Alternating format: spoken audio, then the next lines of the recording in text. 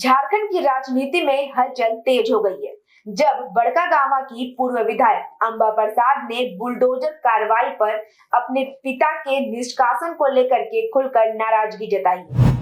उन्होंने न सिर्फ अपनी पार्टी पर सवाल उठाए हैं बल्कि सरकार, प्रशासन और कोऑपरेटिव कंपनियों पर भी गंभीर आरोप लगाए हैं।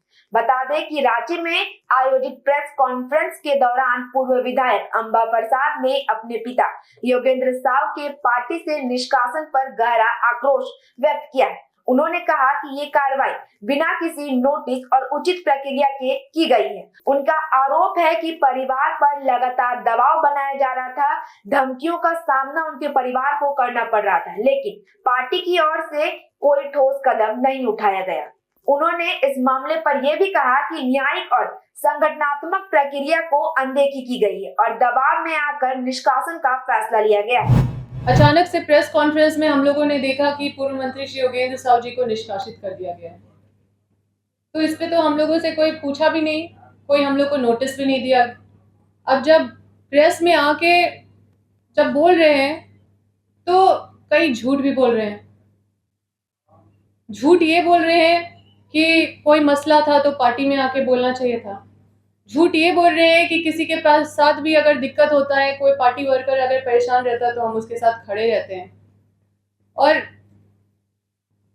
प्रवक्ता जो है मनोज पांडे जी, जो जेएमएम के प्रवक्ता है, उनसे ये पूछना चाहते हैं कि कोई भी समस्या का अगर मसला को किसी मसला को अगर हल करने का अगर कोई एसओपी है गठबंधन की सरकार में तो वो उसको मतलब जारी कर दीजिए, क्योंकि दूसरा क्या मसला होता है हमको पता नहीं, क्योंकि हम हर फोरम पे और हम हमेशा अपना जो समस्या है क्षेत्र का वो हमेशा बताते रहे हैं।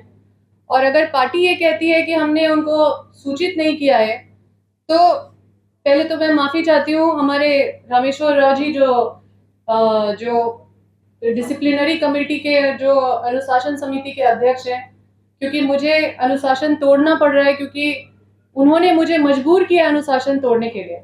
अगर वो झूठ नहीं बोलते प्रेस में आके तो हम ये सब कागज लेके नहीं आते और हम भी प्रेस में नहीं आते। लेकिन झूठ बोल के कि हम लोग मतलब कोई मसला पार्टी में हम लोग नहीं लेके गए या पार्टी में उनको जानकारी नहीं था, और लगातार इतना प्रताड़ना हम लोग तब से क्षेत्र में झेल रहे हैं। अभी तक इस साल के बारे में बता रहे हैं कि 7 केस मेरे पिताजी के ऊपर हुआ है और कई रैयतों के ऊपर हुआ है।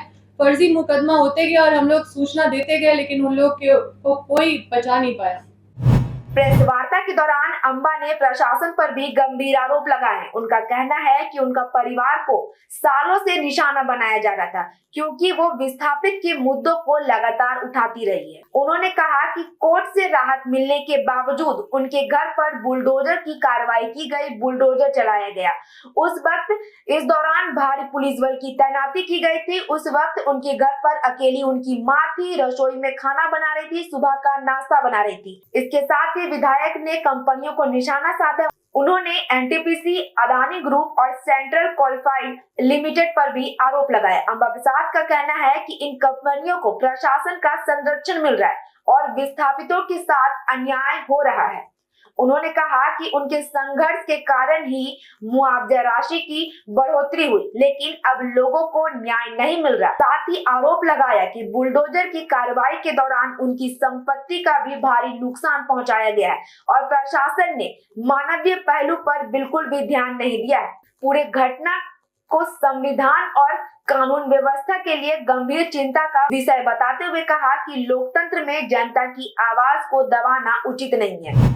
अंबा प्रसाद ने साफ कहा कि वो विस्थापितों के अधिकार की लड़ाई को आगे जारी रखेगी। इसी तरह की और भी खबरों के लिए बने रहें द न्यूज़ पोस्ट के साथ।